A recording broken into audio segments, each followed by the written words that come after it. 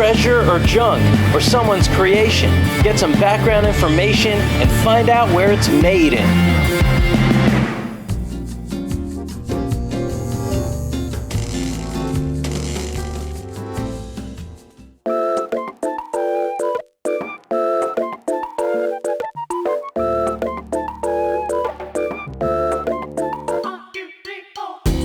We've got Bazooka bubblegum. This is a classic staple of American living right here. So let's hope this one is made in America. Stay tuned to the end to find out. But of course, as always, I did some research on this item that I'd like to share with you. This brand has a great story. It's very interesting to me. So this, as you can see in the corner, this is the 75th anniversary of Bazooka gum. This was a special edition. And I bought this in 2022, which makes this actually 78 years old. This brand was created by a familiar sounding company, the Topps Company. So, of course, later we know Topps more as a trading card company, but this was their first venture. Their first venture was bubblegum. At that time, Topps had a factory in Brooklyn, New York. So, at first, it turns out they just were selling the Bazooka gum as is with no comics. And then they decided to have an art director come on board, and they created this Bazooka Joe character, and they created these comics. Now, that happened in 1950, so that was 3 years after the actual Bazooka gum was introduced. And it doesn't surprise me they did this. This happened during what we call the golden age of comic books. So that was from around 1938 to the mid-1950s was the golden age of comics. And here in 1950, we have this Bazooka Joe comic book come out in this gum. So obviously this was done to sell more gum, but the Topps Company did not stop there. They wanted to sell even more gum. So what they ended up doing was they thought, okay, we got to get the attention of these kids. What can we do? So they decided to try to pair trading cards with gum. So they started producing trading cards. The very first trading card set that they made was not baseball, which surprised me. The first set was a character I had never heard of before, and the boomers are going to go nuts for the fact that I've never heard of this character, because I could tell by doing my research, this character is extremely famous from at least back then. So I'm talking about Hopalong Cassidy, who is a Western hero. Perhaps we could compare this person to the Lone Ranger, who I think has had more longevity in my opinion. So I'm just saying, Johnny Depp never played Hopalong Cassidy. But again, huge character for the time. So just to give you an idea, first of all, this was based off of a set of novels, and it was adapted into film. And in fact, there was one actor who played this Hopalong Cassidy character for 66 films between 1935 and 1948, making this, I believe, sort of the American James Bond type of character. So the popularity went so high up that they created Hoppyland, which was in Venice, California, which was short-lived, but yeah, I don't know if it was on the actual Venice Beach Boardwalk or if it was somewhere else there, but yeah, there was a whole theme park. So that's Hopalong Cassidy, and those were the first trading cards that Topps paired with gum.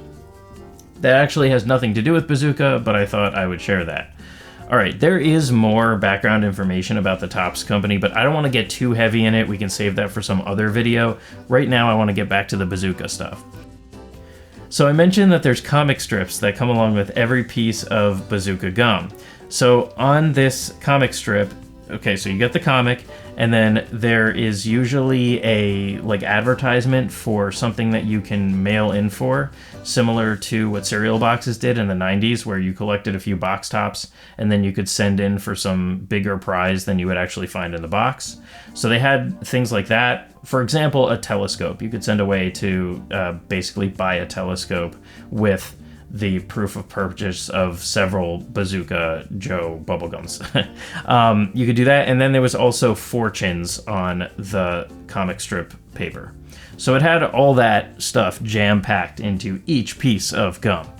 Alright, but in 2012, Bazooka actually removed the comic strip from the gum, and instead they put some mind puzzles on the gum packaging instead. So that did not pan out so well, and they ended up in this 75th anniversary bringing back the comics, although the quality noticeably dipped. From what I remember, the text is smaller than I remember. It's very hard to read these comic strips, so I don't know how great that is, but just sharing that piece. All right, we're getting pretty close now to sharing where this is made. I just want to say one more thing, that underneath the Bazooka umbrella, they also make ring pops, which are very popular, and push pops. So those are made under that Bazooka brand in some way underneath the Topps company. I'm saying this because I actually know for a fact that these are manufactured in different places that we can discuss. So, as I mentioned, this Bazooka gum is, the packaging itself is red, white, and blue. Nothing says America like a package of Bazooka gum. And we know that they had a factory in Brooklyn when they first started the company in 1947 that was producing this gum. So the only question is it still produced at that factory? And when I first pulled out, full disclosure, I know where this is made. I took a look. I almost didn't even look because I was so sure that this gum was made in America. Let's find out where this gum is made. Ladies and gentlemen, this gum, this Bazooka 75th Anniversary Edition, this American staple is made in a country called Tunisia. The only thing that I know about Tunisia is that they shouldn't be making our Bazooka gum. No, the only thing I know is they're in Africa. That's the only thing I know about this country. I was shocked that the Topps company has outsourced the Bazooka, the beloved American Bazooka brand, and has this manufactured in Africa. That's wild to me. So clearly America has the resources to make this gum, because we already have. And this was, I think, an economic decision. And I think that's really unfortunate, and that's part of the reason I'm doing this channel. So I'm not going to beat them up too much, and I'll tell you why. So the silver lining here is that the Topps company, they actually had a plant in Scranton, Pennsylvania that made push pops and ring pops here in America. That plant was recently closed, but the great news is that they closed it to make a better plant that's in Moosic, Pennsylvania, which I believe is near Scranton. This is a state-of-the-art, multi-million-dollar facility that they make all the ring pops in. So, thank goodness, 1 point for the Topps company. Ring pops are freaking American, unlike this Bazooka bubblegum.